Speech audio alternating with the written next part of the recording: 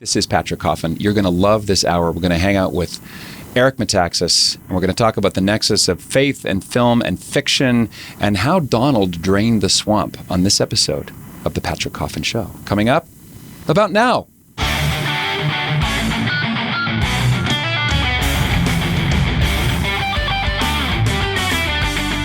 My guest, Eric Metaxas, writes books for children and adults, notably Bonhoeffer, Pastor, Martyr, Prophet, and Spy, and his latest book, Donald Drains the Swamp. Eric also hosts the nationally syndicated radio show inexplicably titled The Eric Metaxas Show, a show about everything. Eric, thanks for being with me. You're very welcome. I'm thrilled to be here, Patrick. Thank you for including me in the august assemblage that began and ended with Milo Yiannopoulos. Yes, and deft use of the word august, one of my favorite underutilized tools in our language. Yeah, I was very gratified and humbled by your kind words on Twitter.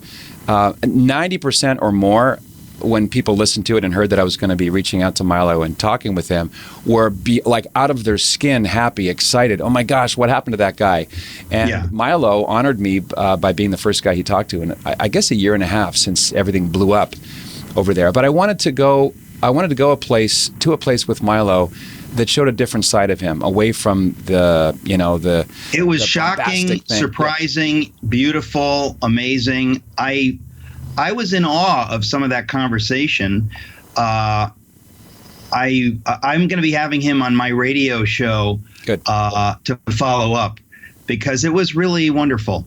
Congratulations to you on the conversation, not just getting him, but on the conversation. Yeah, thank you. Well, you're a natural raconteur and a skilled interviewer as well, so that means a lot. Milo's the kind of person, like the president sitting in the White House as we speak, who is he's like an unmasking machine. As soon as you say the word Milo or Donald Trump, they just have to take their mask off, and they go straight to their first principles. Have you found that? Unfortunately, I have. Now, you were, if memory serves, you were not a cheerleader for the candidate Trump, and sort of got red-pilled about what the alternatives were and what the on-the-ground leadership looks like. Am I misremembering? That's sort of true. I mean, depending on how I tell the story, it's true, but I could say it's not true if you want to look at the details. But here's the story.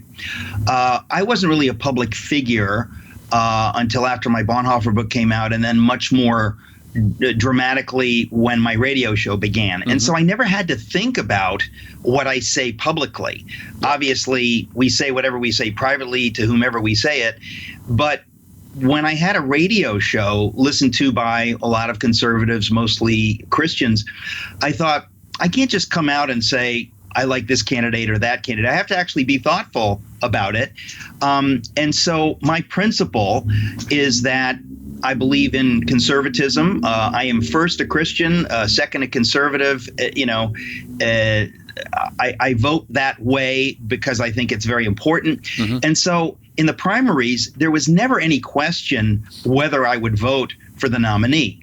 Zero. I mean, to my mind, even if Hillary had not been on the other side, I would have voted for the more conservative of the two, who would be the GOP nominee, even if it was somebody who's not really particularly conservative, like John Huntsman or whoever. But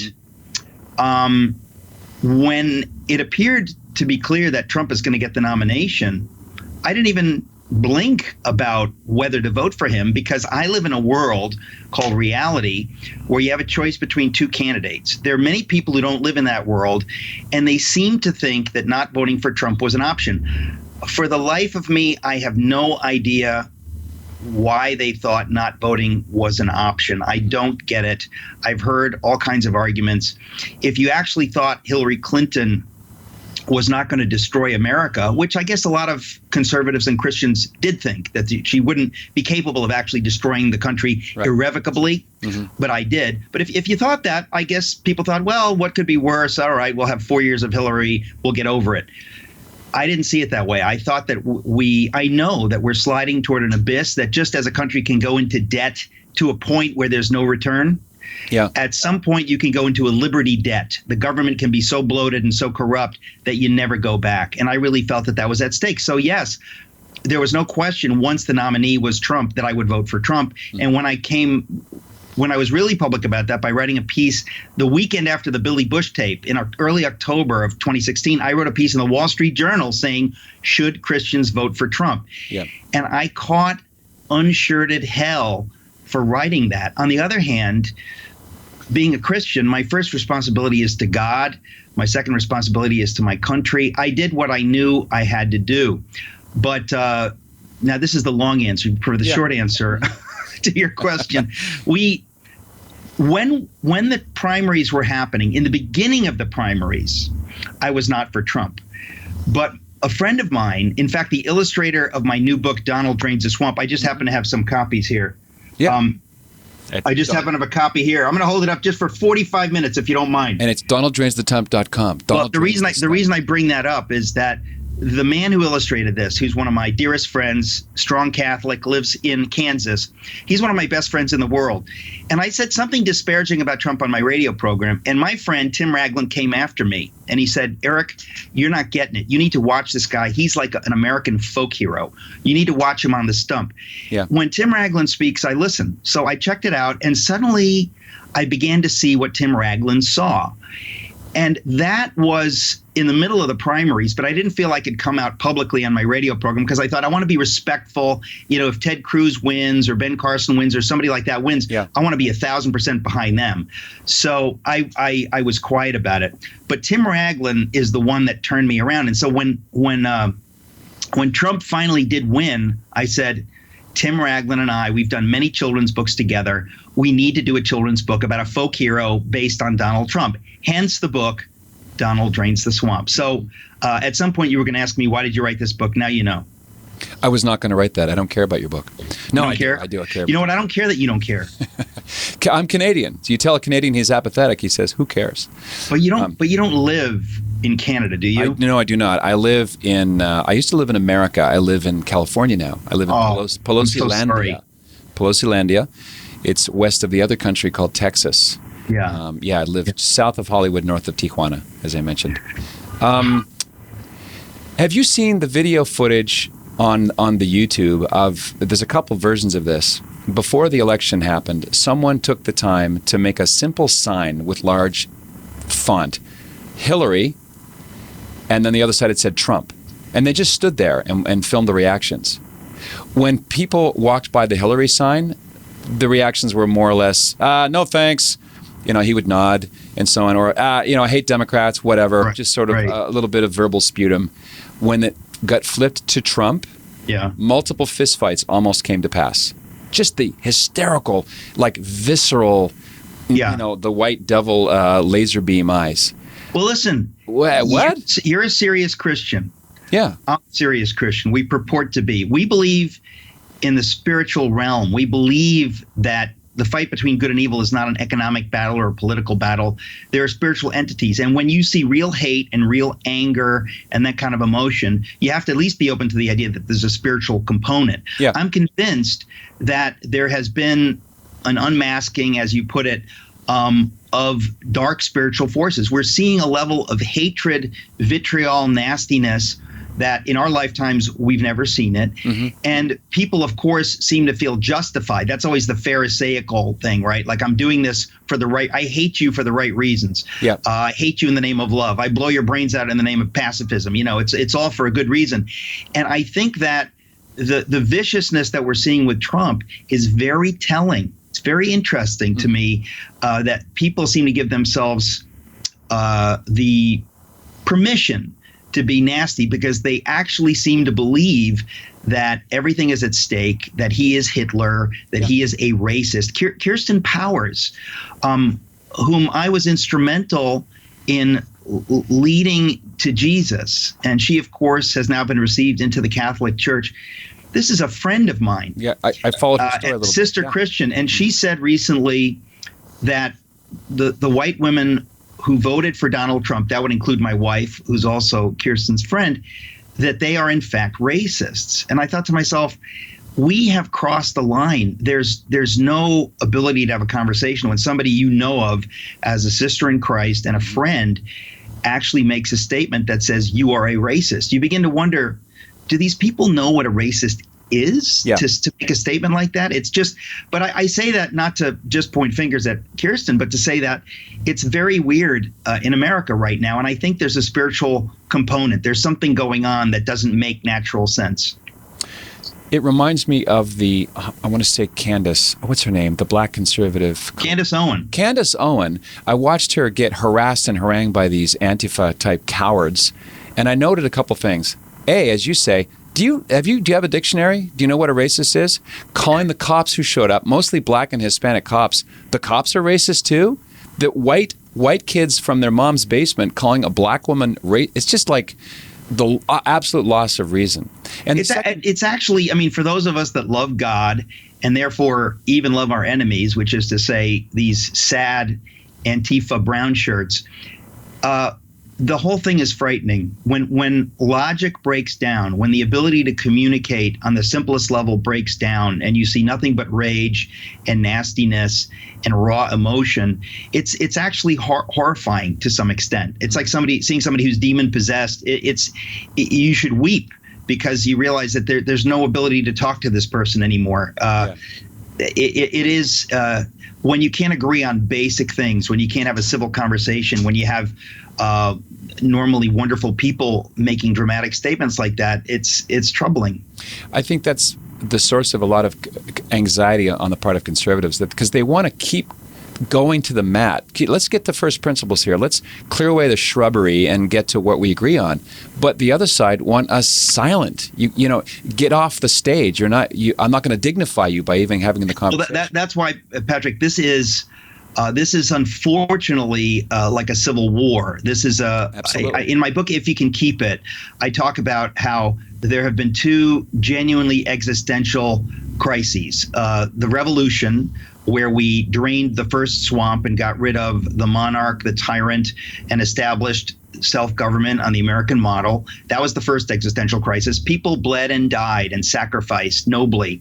The second one was the Civil War, when you have people like Longfellow writing his poem Paul Revere's Ride, recalling the first existential crisis to rally people for the second one, which was coming. He was an abolitionist, obviously lived in Boston, wanted to rally people. Understanding that if you do not fight with everything you have, it's all over. I'm afraid that we're probably in the third existential crisis right now. It's a kind of a civil war. It's kind of a revolution. You can call it what you will. But if the people on the right side of things, and I mean the moral right side of things, do not fight and understand that there's some things one must fight for, we will be overwhelmed by, it's not the Visigoths and the Vandals, but it's something similar. It's really bad, and they are not interested in talking. We have to be very serious about fighting, and we don't fight as the world fights. It's a whole different thing. We pray, we love our enemies, we still fight. But if we're not prepared to do that, if Americans don't understand the severity of the situation, all will be lost, and it will be our fault. There is no analog on the right to Antifa that I can tell. I missed that. Say that again. I'm sorry. There seems to be no analog on the right to Antifa. Obviously, but if you're crazy, you would say the Tea Party. Right, Tea Party, the Trump voters. You'd say listen, I was on Fox News with Juan Williams late one night. I almost exploded. He said, what you're seeing at these this is Juan Williams. This is not some maniac. He said, what you're seeing at these Trump rallies and the mob, and I thought, excuse me, that's rank nonsense. Anybody who picks on whatever they can find, they talk about the what's his name, Gavin McInnes or something. They're going to find something, and then they elevate it through the magnifying lens of the media to the level of tons of Antifa protests and violence and smashing windows and stuff. You are quite right. There is factually no cognate on the right. There just isn't. But the media is so invested in saying that there is, that I think they themselves believe it. And when Juan Williams brought that up, I thought he's gotten confused with the talking points to the point where he actually believes this. It's just a talking point, but you could tell that somehow he thinks that at these Trump rallies, there's the threat of violence because 2.5 years ago some guy punched somebody or something like that. It was not organized violence. It was not funded by George Soros violence. It was not calling itself anti-fascism in the name of fascism. Right. It was just like a drunken fist. But on the left, we're seeing organized violence. I was here in New York with my wife walking down. I'm in Manhattan now, so if you hear horns or dogs or something, it's because I'm in Manhattan. And I was walking down Central Park West with my wife one night, and we heard these weird sounds. Like, you just know that was weird. What's going on? We came to a cross street, and we saw, and I'm just telling you, I'm not a wilting flower. I saw a very scary, threatening mob. I'm with my wife, and they were so full of violence that it was scary. The cursing, they were surrounded by cops. They were cursing the cops who were protecting them. In other words, if I had picked up a baseball bat to kill one of them, the cops would have stopped me. They would have taken you down. So the cops are protecting them, and they are saying, F the cops, F the cops. By the way, they didn't say F. They used the full word. In a stunning reversal. And over with a raging violence that actually frightened me. Yeah. And I thought to myself, I saw that with my own eyes. That's in New York City. What's going on in Portland, what's going on in other cities, people can, are going to have to make their own decisions. Yeah. I've just interviewed recently Tucker Carlson, whose house was surrounded. His wife is. This is outrageous. Yeah. And of course, the mainstream media, they can't help themselves. God bless them. Antifa group chants outside his house. Yeah. That wasn't a chant. I mean, look, again, the reason when Trump says the fake news media are the enemy of the people, the reason that's correct is because the fact, for example, that outside of Fox News, nobody covers that.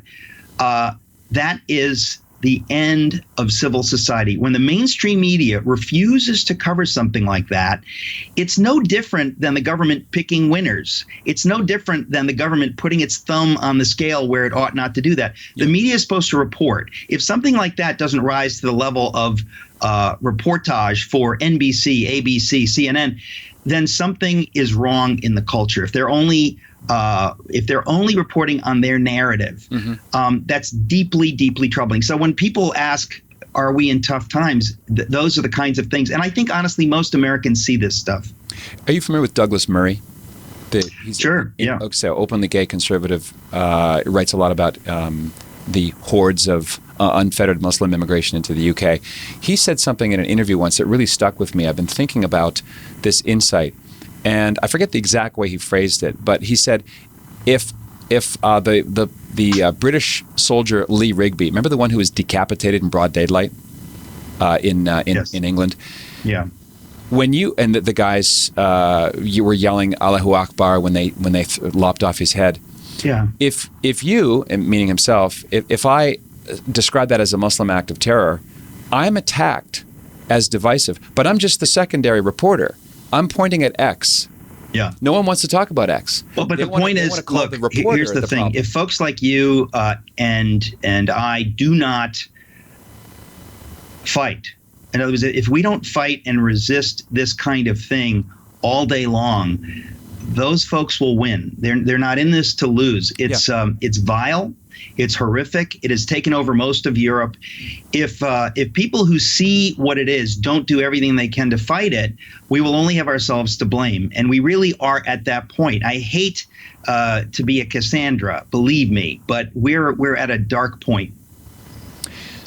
I'm pretty sure you know my good friend and mentor, Peter Kraft. I love Peter Kraft. Yeah. Peter Kraft, the extraordinary Catholic philosopher at Boston College and at the King's College here in New York City. He was on Socrates in the City many times with me. He gave my Martin Luther book a rave review just to prove that it's not an anti-Catholic screed. But Peter Kraft is he's one of the best. He said famously, when a maniac arrives at the door, feuding brothers reconcile. He says when a maniac arrives at the door, what? Oh, feuding brothers reconcile. Oh, there you go. So in other words, that's quite right. Listen, yeah. Reagan said something similar. It was kind of corny, but I remember Reagan saying that, if extraterrestrials landed and threatened us, we would all unite. At people around the world, all differences would go away. I think that it happened with the Kavanaugh hearings that a lot of people, and I'm one of them, have been pushed away from being too moderate, because we've seen that the other side has lost it. If you can't have leadership on the Democratic side really telling their people to get in line. Yeah. In other words, if they're allowing voices like Alexandra Ocasio-Cortez and others say the craziest things, then you understand we need to understand that we're in trouble. And inside, let me just speak as a practicing Catholic. Inside the Catholic fold, the number of low information Catholics who are really not paying attention is astounding.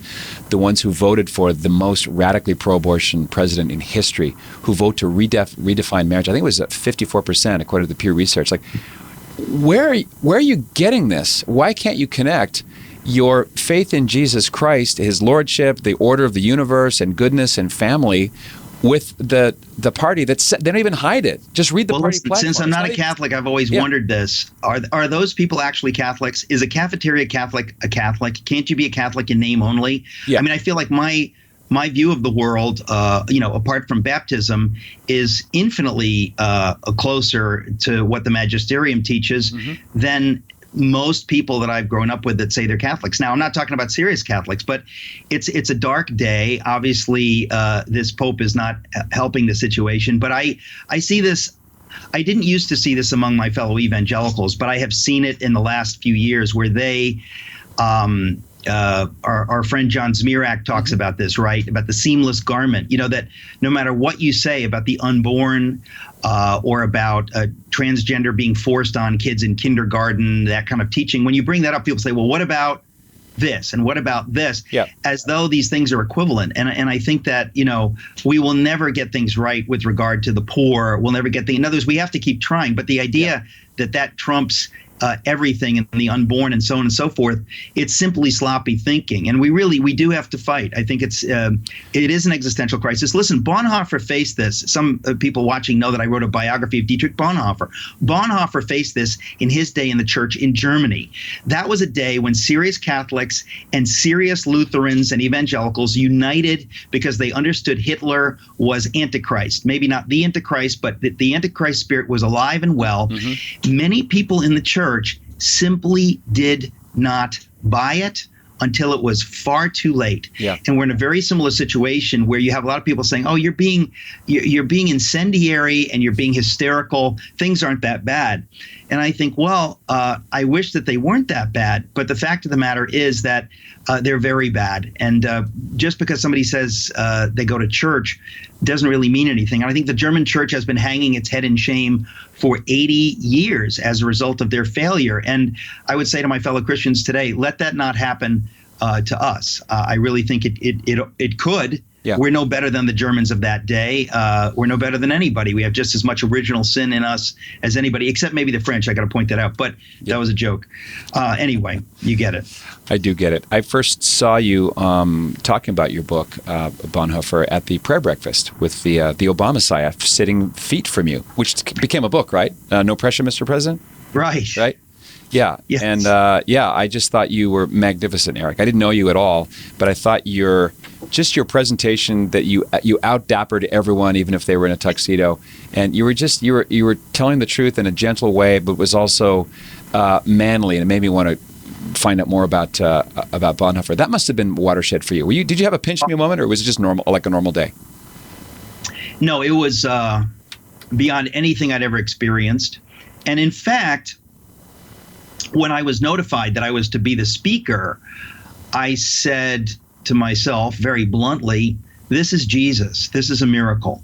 And when Jesus does something, you don't have to even think about it. Don't be anxious for nothing. He will guide me through it. He'll tell me what to say. And so I really had no fear going into it, not the slightest bit. In fact, the main person who inspired me in my presentation that day is someone you may be familiar with, Mother Teresa. I watched her 1994 speech. It was the only one in 20 years that I thought very much worth watching. And she spoke with the profound moral authority that comes from someone who has spent their time in the presence of God. And when she spoke for the unborn and so on and so forth, she didn't do it in a way to shame the Clintons. People have often said that that's nonsense. I took my lead from Mother Teresa. She's one of my heroes, and in my book, Seven Women, she's one of the 7 women. But what that ought to tell us is that when you are brave and when you do the right thing, you inspire others by your actions. And when you are cowardly or when you hang back, you inspire others to hang back and to step up. And I think that if everybody who cares about right and wrong would simply do the right thing with no fear, all kinds of other people will follow because you've done what you did. So I feel if God can use me that way, I that's my dream and my prayer. He did. Clearly, I was in a hotel room getting ready for a gig in Fargo, North Dakota. That's how branded it is in my brain. Isn't it true that when someone else is bold, it encourages you to be bold and just drop the gloves? I felt that. That's exactly right. And that's what's going on with this president. Look, all the biographies I wrote, when I started writing, by the way, I apologize for the siren. I may be having a heart attack and they're coming for me. You're on the lam. Please don't let them catch you, Eric. Keep going. No, I'm not. They'll never find me. I'll be dead long before they get here. Don't worry. It's New York. So anyway, I guess I wanted to say that when I started writing my biographies, I had no idea exactly what I was about. But in retrospect, I realized that God's plan was for me, by telling the stories of these heroes and these heroines, to inspire others. Because in this generation, we're an anti-heroic generation. Since the 60s, we've celebrated anti-heroes. We really don't have heroes. Every sprinter or slugger has steroid in them. We're always looking for the worm in the apple and trying to cut people down. And we don't have heroes. And I said, we need heroes. And I think who are the people that God has thought of as heroic in their generation? So I wrote books about them. And I think that part of what this president is doing by being unwilling to worry about the PC crowd, by being unwilling to bend to those on the left who have really bullied other previous Republicans rather successfully, this president is inspiring many people to simply be themselves and not to worry too much about what others think. We ought to worry about others think if they're the right people. We need to worry about what God thinks. But we ought not to worry about what NBC thinks or CNN thinks, because they've proven themselves unworthy of our concern. And this president, in a way, I think has been inspiring to others, including some in the GOP who have sprouted backbones, who knew. It's actually quite fascinating. Yeah, I guess that goes with the mask dropping ability, or the mask removal. It's like an extra large bottle of mask removal named Donald Trump.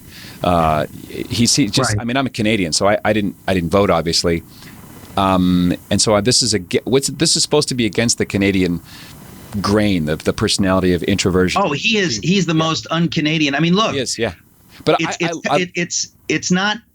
We all know. I mean, look, the reason my book, Donald Drains the Swamp, the reason he is a caveman is because sometimes you need a caveman. You know what I mean? Sometimes you need somebody. If you're in a fight, you want a guy who's got your back. He might have tattoos. He might smoke. He might curse. Sometimes that's the person that's necessary. And it doesn't mean that I want to get tattoos and take up smoking and cursing. But there's something very strange about what's happening right now. And so this caveman quality, I wrote about it at The Stream. Some people know thestream.org. John Smear, a lot of great writing there. But I wrote about that there's something about the president's unapologetic maleness, his unapologetic leadership, that is inspiring, particularly to young men who long for those kinds of examples. We haven't had any of them in the media, so I think largely it's been positive. Yeah, he almost exults in it. The punch back twice as hard. Well, he definitely exults in it. He definitely exults in it, and sometimes it's very, very funny. Even when I feel like I shouldn't laugh at something, he has an ability to entertain unlike anything I've ever seen. Whenever I wince looking at one of his tweets, I feel like I'm reading a totally inappropriate thing from The Onion. Should I be laughing at this? Because I find it hilarious. Are you familiar with the Hermit of Loretto? Does this ring a bell? The Hermit of Loretto? The Hermit of Loretto. His name is... Of all the hermits with whom I'm familiar, that is not one of them. Okay, well, this is Tom Zimmer. He died in 2009. I will send you the link, and I'll put this for listeners. I'll put it in the show notes at patrickcoffin.media. It's a guy, a very holy man, who was attached to... Now, this is a bit of sidebar Catholic arcane material. In Loretto, Italy, which is... So you go to Assisi, hang a Louis, the eastern coast. I guess that Should I would write this down? Okay, Okay, go ahead. Loretto. There's a place there called the Holy House of Loretto. Now, what I'm about to say sounds insane, or it's true. There's a house there built inside of a cathedral. It's called the Holy House of Loretto. And it's been a small T tradition believed for centuries to be the actual house that the Blessed Virgin Mary lived with in St. Joseph in Nazareth. And the story goes that angels held it aloft and brought it to Loretto. Now, in the rocks, in the grout in between the rocks, are flora and fauna from first century Palestine. It's sort of like the architectural equivalent of the Shroud of Turin. It's a very strange thing. I cannot believe that I've never heard of this, because I love this kind of stuff. Okay. I cannot believe I've never heard of this. There's a Catholic priest, and I know one of his parishioners, and he's legit. He's in Rhode Island. His name's escaped me right now. He tells a story of an American meeting this Tom Zimmer, and Zimmer says to someone on the screen, who this is mid-'80s, that guy is going to bring God back to American life. And the guy who he was talking to looked at it, and it was Donald Trump being interviewed. He said, "You mean the playboy, the real estate magnate from New York? Yeah, he's going to bring God back to America." Apparently, this Tom Zimmer paid for a brick inside the holy doors of St. Peter's Basilica in Rome with Donald J. Trump's name on it, that he'd be praying for him. How do you rehearse? How do you pre-rehearse this? Anyway, since we're talking about it, I thought you would like to see it. So I'll send it. I mean, there are many stories like this, and you know, as I say, the fact that some people seem to think that this president is a racist, that this president goes on and on and on and on, I think, then why do so many black people that I respect not love him? I mean, whether it's Ben Carson or anybody, there's so many wonderful people like that. So we're living in strange times, and there's no explaining it. I mean, we have to love our enemies and pray for our enemies, which is not easy to do, but Jesus never said it would be easy. Isn't that the distinguishing mark? Isn't love of enemies the distinguishing mark of the Christian faith? I have said so. It is absolutely. It's because it's a wild, insane idea unless you get it, and then it's not. Yeah, and then you have to choose it, but you also realize that without divine grace, it is utterly impossible. Correct. You can't forgive your enemies without divine grace. Good luck. That's exactly right. I first came across your writing, Eric, back in the Godspy days. That's how far back I remember you. And I assumed, because you were you were a wordsmith that struck me as sacramental, I thought you were either Greek Orthodox or Catholic, and I later learned that you're neither. Would you say? Well, I mean, yes and no. I was raised in the Greek Orthodox Church. I've never repudiated the Eastern Orthodox Communion. I just don't really worship there now, except a few times a year. But I have a great respect for the sacramental, and I think it's one of the sad things about some parts of the evangelical world that they don't get it. Well, let me go full metal Catholic and put you on the Jordan B. Peterson spot of awkwardness. How would you finish this sentence? Right now, Patrick, I'm not Catholic because.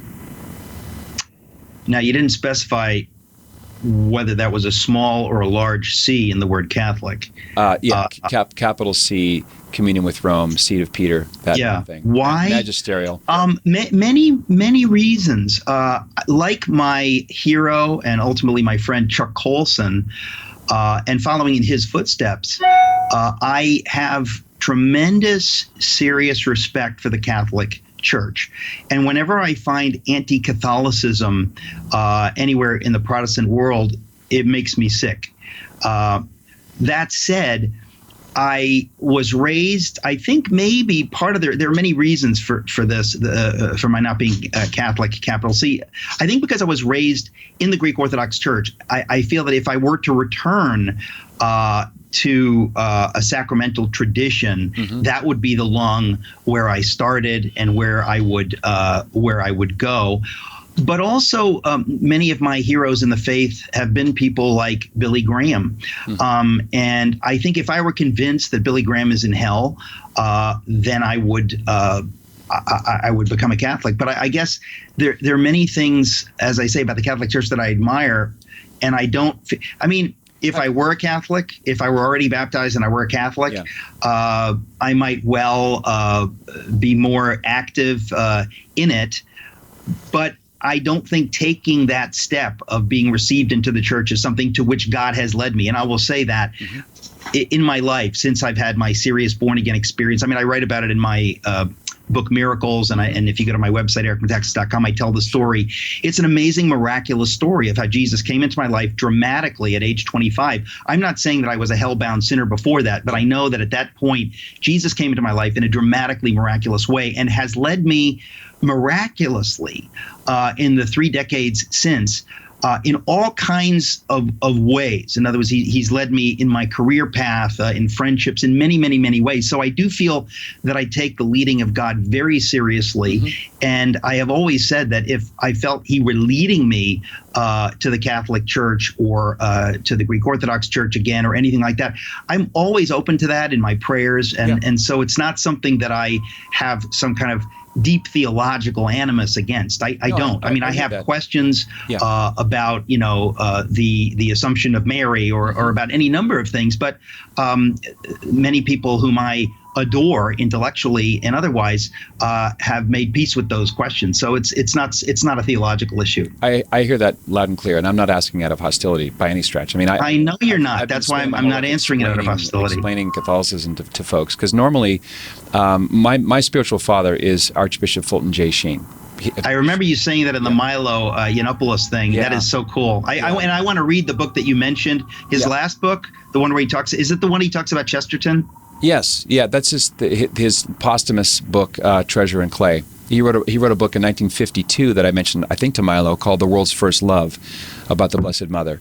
And Mary is always the ironic obstacle for being the ultimate Jewish mother. She's often a sort of a point of trip up for lovers of Christ. Look, I think there's a reason for that, because I think and I know, if you talk to people, if you talk to hardcore Catholics who hate evangelicals, or if you talk to hardcore evangelicals like Reformed people who hate Catholics, they will give you a version of the other side, which is a caricature, right?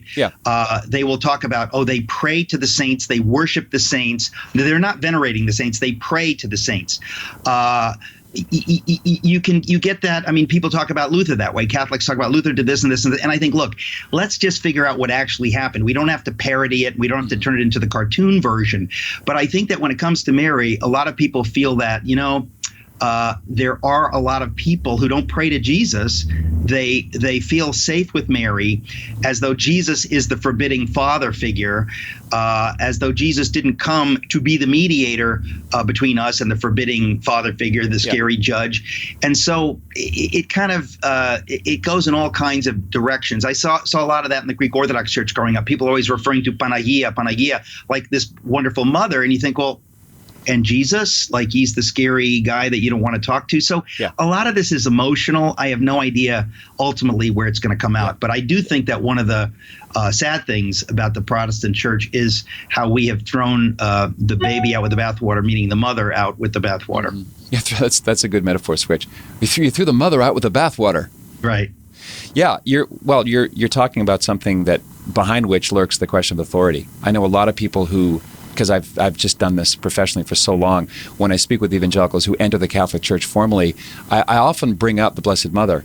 And they'll say, I just, right till the time I went into RCIA, it was just like, well, and they just kind of rode that wave of grace thinking, look, if the church is right about the canon of Scripture and the inspiration of the Holy Spirit and the divinity of Christ and standing up for marriage and the indissolubility of marriage, and I wrote a book defending humana vitae for skeptics, if all that's true, and I believe that it is, then surely, and I don't mean to call you surely I can get there and the other things will kind of fall into place. Well, look, I feel the same way about the Bible. I mean, as an evangelical, people say, well, what about this? What about this? And I say, look, it's okay. I'm not. I mean, basically, what we as Christians believe, most of it is, I would say, utterly rational. Frankly, I mean, there are other faiths ask you to believe really loudly absurd things. In fact, atheism asks you to believe the most ridiculous thing in the history of ideas, that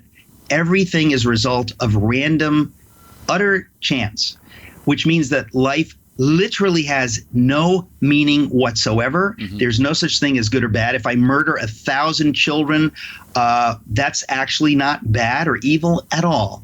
If I love someone, if I sacrifice my life for someone, that's not good. It's all random.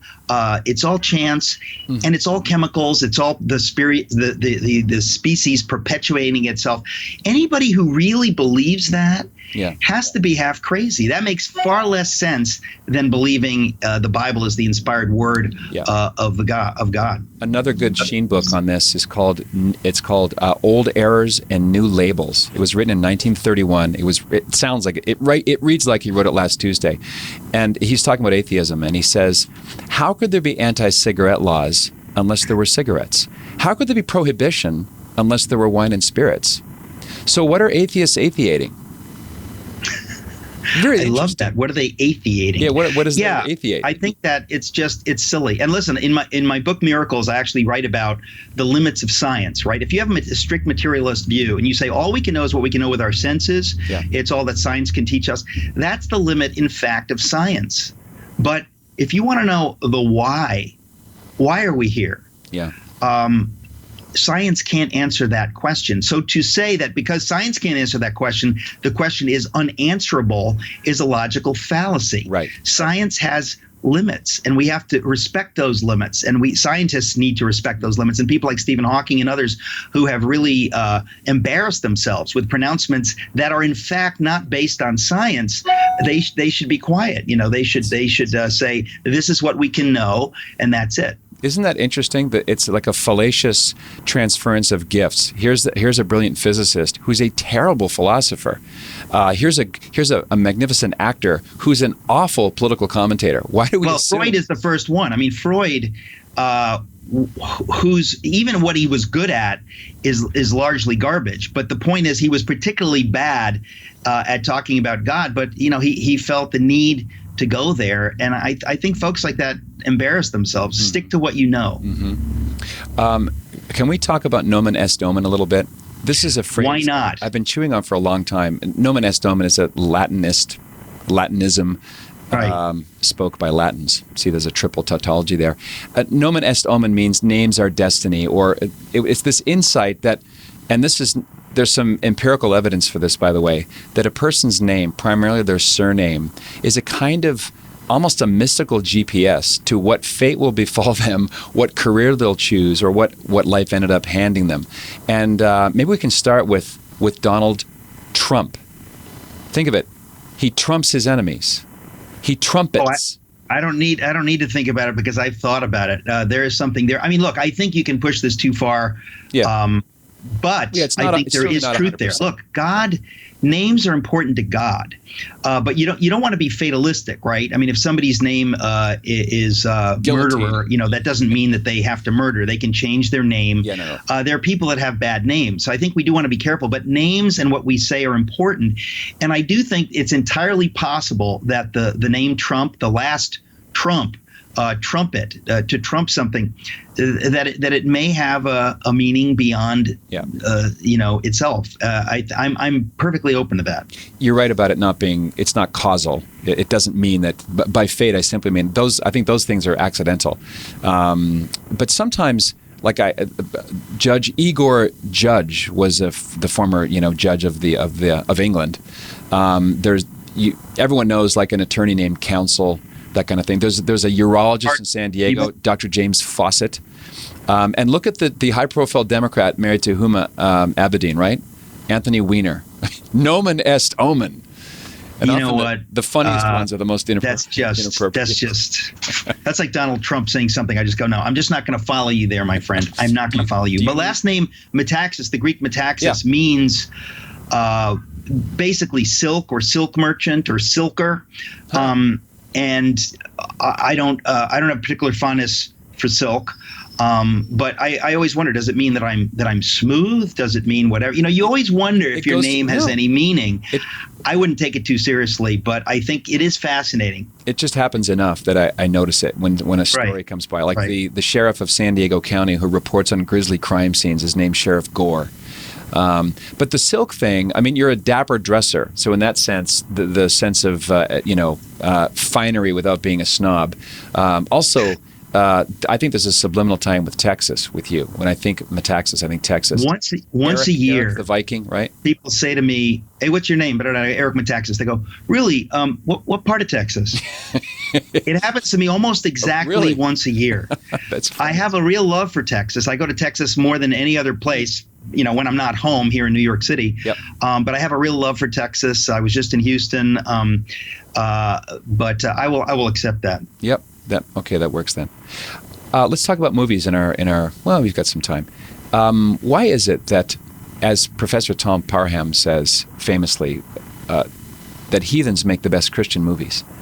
When practicing Christians set out to make a movie, it's almost invariably the case they can't help themselves. They have to have a Jesus figure. There has to be an altar call. Sin has to be called out. The good guy wears a white hat, the bad guy a black hat, and so on. Yeah. And then you have these gnarly, what Christopher West calls twisted mystics, who, whether they're secular Jews or lapsed Catholics or what have you, they kind of write into their art their own longing for the transcendent and for final meaning and overcoming death. And I'm sure you've pondered this, Eric. Well, of course I have. I mean, give me some examples. Is there anything in your mind that's popping out when you say that's sort of a great Christian film that's not a Christian film, or what do you think? E.T. E.T.? Yeah, E.T. is about a being from another world who comes to Earth, loved by children and trusted by them, not trusted by the authorities. They want to get him. E.T.'s presence vivifies nature. Flowers begin to bloom. His touch heals. He dies. He's raised from the dead. There's actually a sacred heart. E.T.'s heart glows red. Yeah. And he's always, the last scene is straight out of Matthew 28. Now, I argue this is inadvertent, but remember the big tear-jerking scene when E.T. says to Elliot, "I'll be right here," and then he says, "Be good." Then he gets into his craft and takes off. It's like the Mount of the Ascension. Oh, look, who's to say that Spielberg did not put that in intentionally? Spielberg's stepmother is a devout evangelical Christian. I don't know if she's still alive, but I met her once actually at a film screening of a Wim Wenders film that I continued to hate, about angels. You know that one? I just thought it was so pretentious. I'm the enemy of pretentious films. But Bruno Ganz, that one? That show were made nameless? I think that's the one. I think that's the one. I wanted to retch. I didn't, but I wanted to.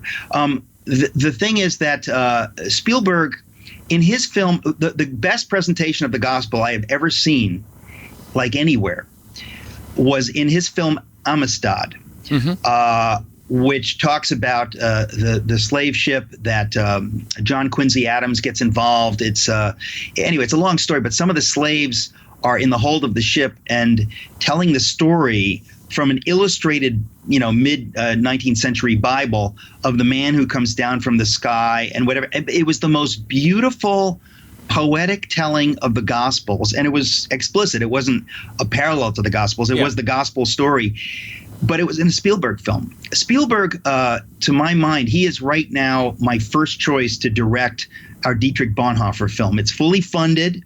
Really? We've raised the funds for it. We have a spectacular screenplay by the man who wrote the screenplay for Sully, the Clint Eastwood film that was starring Tom Hanks. Eric. And I don't know if we're ever going to get to reach Spielberg with it, but right now we're looking for a director, and I have to say that no question he is my first choice. Eric, you're blowing my mind. Why? Because I know Todd Komarnicki. Oh, is that his name? No, he's a friend. Isn't he wonderful? He's fantastic. I was connected with Todd from probably our mutual friend, Phil Cook. You know Phil Cook? Oh, my goodness. Okay, we have all the same friends. These are our people. You know what? I feel like it's so weird that I expect to turn around and you're in the room. You're here. Right, yeah. I've had the Stop freaking me out. The same sensation. I am irrationally attached to the movie It's a Wonderful Life. And my interview where I was the most nervous was interviewing Carolyn Grimes, who played Zuzu. It's my Christmas. You interviewed her? Yeah. Listen, I have a picture of her holding my Miracles book. A friend of mine gave her my Miracles book, so I have a picture of Zuzu holding my Miracles book. But Capra was a Christian. His films are profoundly Christian. Yeah. You Can't Take It With You. Mr. Smith Goes to Why. These are great films. Every American should be forced to watch them. Check this out. When I talk about films, I'll say, Who here, raise your hand if you've seen the Frank Capra classic about a good man tempted to suicide on a Christmas Eve with snow falling. All the hands go up. And what are you thinking? It's a Wonderful Life. No, I mean the other Frank Capra classic about a good man tempted to suicide on a Christmas Eve with the snow falling. Meet John Doe. It's the previous film he made before he went to World War II. And it's Gary Cooper and Barbara Stanwyck, and it is pure cinema. I'm getting actual literal goosebumps thinking about Meet John Doe. That's so great. Well, I pray that you get someone gives a green light. I have a huge amount of respect for Todd. Well, because the Bonhoeffer story, it's the ultimate link between Christians and Jews. It's a man who, because of his faith in Jesus, spoke up for the Jews and gave his life at the very place, was killed where the Jews were killed. And his body was thrown on a pile of corpses and burned just as the Jews were burned at Flossenburg. I mean, it's the ultimate story of the link between Christians and Jews, and that it would seem appropriate to me that Spielberg would direct it. Whether that will happen is, of course, in God's hands. I don't expect it to happen, but I do pray for it. Well, that's the right kind of wheelhouse. I really love Todd. I have so much respect for him, and Philip connected us, but I remember reading an interview he did with, I think it was the Hollywood Reporter, one of these gnarly trade papers, and it was on how he found out that his pitch for Sully was accepted. Turns out he was the first guy in. He didn't hear for months. Finally, his agent called him, and he said, look, Paramount wants to buy it, and Clint Eastwood's going to direct it. And he goes, who's going to play Sully? Guy by the name of Tom Hanks. And Todd said to the interviewer, I grabbed my wife, and we danced around the kitchen singing and praising God. Now, he did not have to put it that way to the Hollywood Reporter. But see, that's the whole point. Yeah. If more people would put it that way, the world would change. The timidity of so-called Christians is one of the greatest scourges of our time. Maybe it is the single worst scourge of our time. To be ashamed of the most beautiful thing in the history of the universe is sinful. And we have to really, we have to be bold in the way that Todd is bold, because this is our only chance. We're here for a short season, and if we don't shine to his glory and sometimes speak explicitly of his glory, we're missing the only opportunity we're going to get. I just think that the concept of a Christian underground is so bizarre. And as Todd puts it, when you've been raised from the dead, you want to talk about it. Why isn't it above ground, whether it's on Wall Street or in the corner? Because a lot of people don't really believe he was raised from the dead. In other words, they say they do, but they don't really believe it. And listen, Bonhoeffer talks about this. It's cheap grace, right? If you say, I believe, and I'm saved by faith, and that's that. Well, God is not fooled by your fake faith. He sees your life, and the devil sees your life, and your friends and your enemies see your life, and they can see by your life whether you actually believe. Just saying I believe it isn't enough. It ought to be visible in the way you live. And that's something I'm preaching to myself right now, just as I'm preaching it to anybody with ears to hear. It's very important. Talk a little bit about the evangelical power of holiness. Just your own witness, not being a Bible scholar, not knowing the original Hebrew, just your unremitting kindness and patience. I always like to point out that 1 Corinthians 13, the famous wedding reading, St. Paul, of all the words he had at his disposal, the first word out of his mouth or out of his pen to describe love is patient. No matter who you are, you respect someone who's patient, because we all, I'm the guy who wants to throw my enemies down a hole forever. But patience and the pursuit of excellence and just being the most magnificent thing you can be, separate from apologetics and that kind of thing. Well, what you're saying is undoubtedly very powerful and true, but as I hear you say it, all I feel is convicted, because I feel like I have been, in the last few months, let's say, going through a patch of impatience and that kind of thing, and maybe not being the kind of Christian. I mean, I can't think of anything specifically, but just generally speaking, to love people that way, that ought to be our first goal every day. And I think that it's a reminder to me, as I hear you say this, that's true. I do try to live my life that way, and I take that very seriously. And I think it's the reason that, when people say they're Christians or whatever, I've seen people who have talked a lot about their faith who obviously haven't lived it. They haven't paid their debts. They owe people a lot of money. And that doesn't seem to trouble them. They go on telling every waitress about God or Jesus, or they do things, they sleep with people to whom they're not married. We really need to understand that those are the things people look at, and they want to believe. A lot of people want to believe, but they don't see evidence. They say, well, that guy seems like a hypocrite. He did this and he did that. And I think that we need to understand that for good or for ill, our lives are being watched by other people. And we all know we're failures. We all know we're sinners. I know it. My wife can tell you that about me. My daughter can tell you that about me. My parents, my brother can tell you that about me. But once you come to terms with that, you say, okay, and yet Jesus loves me so much that he died for me. He wanted to redeem me from my brokenness.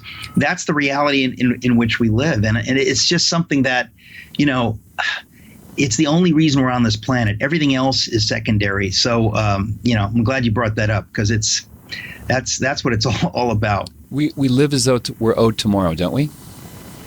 As though we're owed tomorrow? Yeah, well, that's the whole thing. That's why I love the Bonhoeffer story, because I think that when you're facing death, things are real. You understand that I am, first of all, apart from Jesus, I am spiritually a corpse. I'm dead.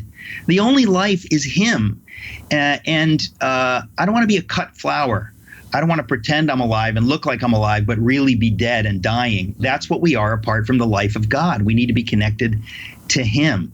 And I think that being near death, it's why, the monks of old would have a memento mori, a skull on their desk to remind them of the truth. So that's, it's a good word. As a coffin, I appreciate the memento mori thing. Yeah. Nomen est omen.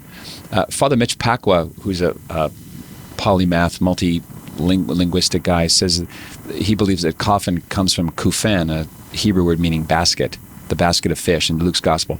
So as a basket case, it fits. It just clicks there. Church of Spies. Have you heard of this book by Mark Riebling? Yes. Yeah, the Pope's secret I think I read it, but now I'm forgetting. I think I had him on my radio program and we talked about it. And at the time, I read it, or I read most of it. Remind me, but I'm pretty sure. The subtitle fills it out. The Pope's secret war against Hitler. This is the agreement Venerable Pius XII made with the resistance to give moral support and whatever. Yeah, no, we had a wonderful conversation on my radio program. It was about 2 years ago, I think now, but I remember. Yeah. And since you're the Bonhoeffer guy, I'll throw one more title at you. The author's name is Father Garion Goldman with 2 N's. It's called The Shadow of His Wings. It's a movie that, unless it's done so well, they'll just ruin it. He's a Franciscan in the early 30s in Germany. Loves Christ, wants to be a Franciscan priest, hates Hitler, despises the Third Reich, loves German literature, music, the whole liturgical Catholic German thing. So he's divided. So he's conscripted into the army, and he's a big strapping guy, 6'4" or something. And he's such a diligent soldier, he gets promoted and promoted again. Meanwhile, he's secretly studying to be a Franciscan. He's given permission by the Pope himself to get ordained 9 years beforehand so he can minister to his fellow Nazis and ally fallen soldiers. And he ends up in the SS.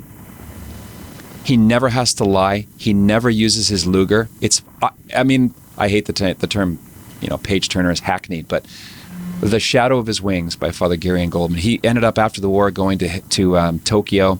He became the rag picker of Tokyo, learned Japanese as an adult. Phenomenal, like a Mother Teresa, but a man in Nagasaki. So anyway, there's so much to be said. My gosh, I can't believe 60 minutes have zipped on by, Eric. I don't believe it either. It's nonsense. Have I been able to plug my book, Donald Drains the Swamp? Have I even been able to tell you what it's about? We alluded to it. I wanted to end on it. Why? It's so long ago. Yeah, go ahead. As you instructed me off air, why did you write this book, Eric? Funny you should ask. No, I said in the beginning that my Tim Raglan, my dear friend from Kansas, as I said, lifelong Catholic, he convinced me that Trump is like a larger-than-life folk hero. And Tim and I have done a number of books. If you go to my website, ericmetaxas.com, his illustrations, Tim Raglan's illustrations, are magnificent. I cannot do them justice. People won't believe it unless you hold the book in your hands. It's like something from another era. But he and I have done so many things together, and we got together in Kansas and we wrote Donald Drains the Swamp. And it's a fable.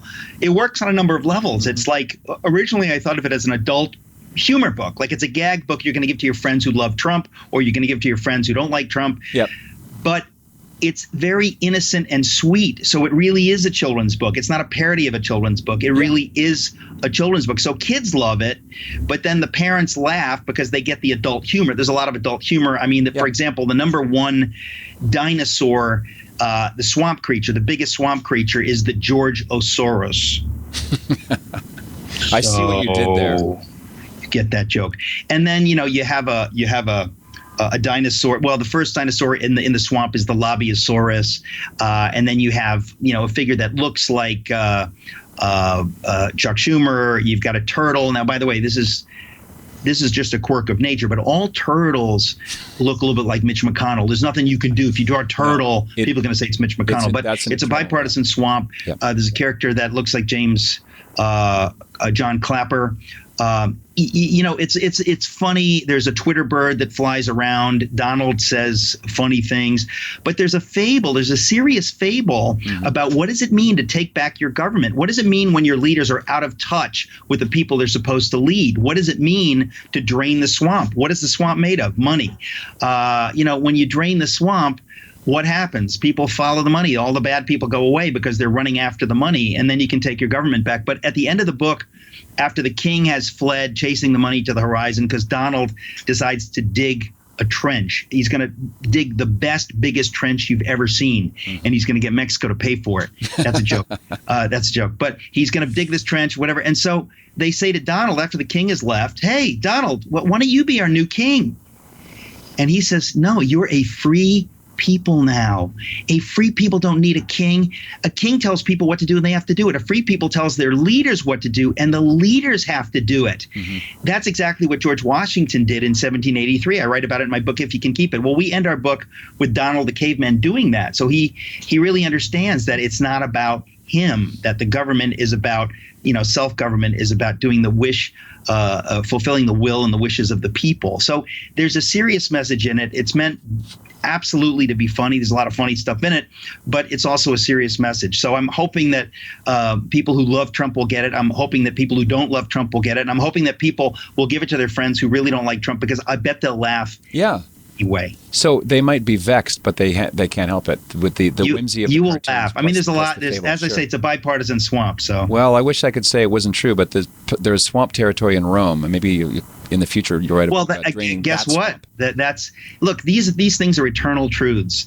As long as you have human beings, as long as you have power, as long as we're on this side of the veil, we're going to be fighting these battles over and over and over again. We need to understand what the battle is. We need to get on the right side of the battle, and we need to fight, because that's why we're here. And if you don't know you're in a battle, or you don't even believe there is a battle, you're already on the wrong side. Exactly. Eric, thanks for being a gift. I have goons. I'm willing to send them out to force you to come back at some time in the future. If ever I have a chance to be on your show, I would seriously ponder it for a long time before I answer. Don't ponder it too long, because we need an answer. Okay. Honestly, let's be in touch. And look, you make this so easy that, of course, I'd love to do this again. Whenever you ask, let's just do it. It's just fun. Thank you. Sounds great. Thank you for what you do. Thanks for all that you do. And thank you particularly for the Milo interview. That was really brave. And as a result, I'm going to have him on my show very soon. Thank you for helping me to do that. Fantastic. Anytime, Eric. Do keep in touch. EricMetaxas.com is the main website. You can find out about his radio show about everything. It's the anti-Seinfeld, and the shortest distance between you and his new book is called www.donalddrainstheswamp.com. Thanks, Eric. Godspeed. Happy Advent season to you and yours. God bless you. All right. This is the Patrick Coffin Show. Be a saint.